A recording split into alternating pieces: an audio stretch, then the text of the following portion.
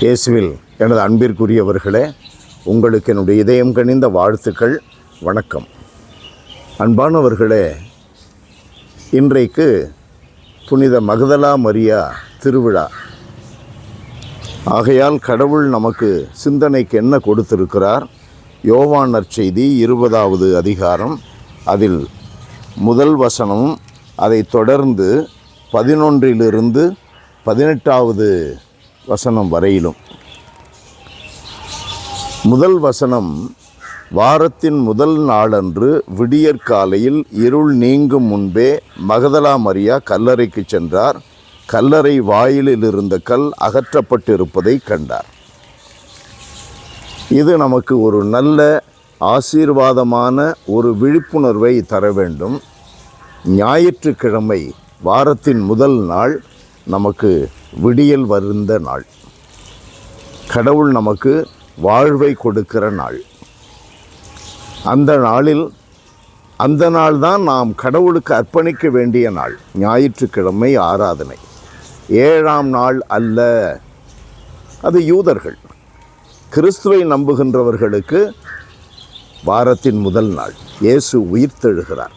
கல்லறை திறந்தது, இருள் நீங்குகிறது. அடுத்து நாம் பார்க்கிறோம், மரியா கல்லறைக்கு வெளியே நின்று அழுது கொண்டிருந்தார். அழுது கொண்டே கல்லறைக்குள் குனிந்து பார்த்தார். அங்கே வெண்ணாடை அணிந்த 2 வானதூதரை அவர் கண்டார். இயேசுவின் உடலை வைத்திருந்த இடத்தில் ஒருவர் தலைமாட்டிலும் மற்றவர் கால்மாட்டிலுமாக அவர்கள் அமர்ந்திருந்தார்கள். அதை தொடர்ந்து அந்த மரியாவிடம் இந்த 2 வானதூதர்கள் பேசுகிறார்கள். திரும்பி பார்க்கிறார். அங்கே இயேசு நிற்கிறதை மரியா காணுகிறார். மரியா என்று பெயர் சொல்லி அழைக்கும் பொழுது இயேசுதான் அவர், தோட்டக்காரன் அல்ல என்று மரியா புரிந்து கொண்டு அவரை பற்றி கொள்ளுகிறார். அன்பானவர்களே, விடியல் நமக்கு கொடுக்கிறவர் யார்? இயேசு ஆண்டவர். அவர் நம்மை பெயர் சொல்லி அழைத்திருக்கிறார்.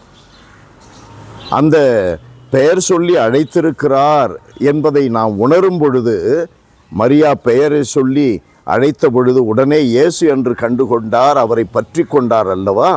அதுபோல நம்மை பெயர் சொல்லி அழைத்தவர் இந்த உயிருள்ள உண்மையான கடவுள் என்று அறியும் பொழுது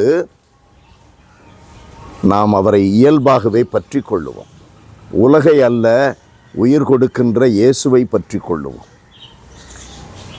மரியா இயேசுவை பற்றி கொண்ட பொழுது அவர் விண்ணகத்திற்கு இன்னும் எழுந்து செல்லவில்லை, தந்தையிடம் செல்லவில்லை.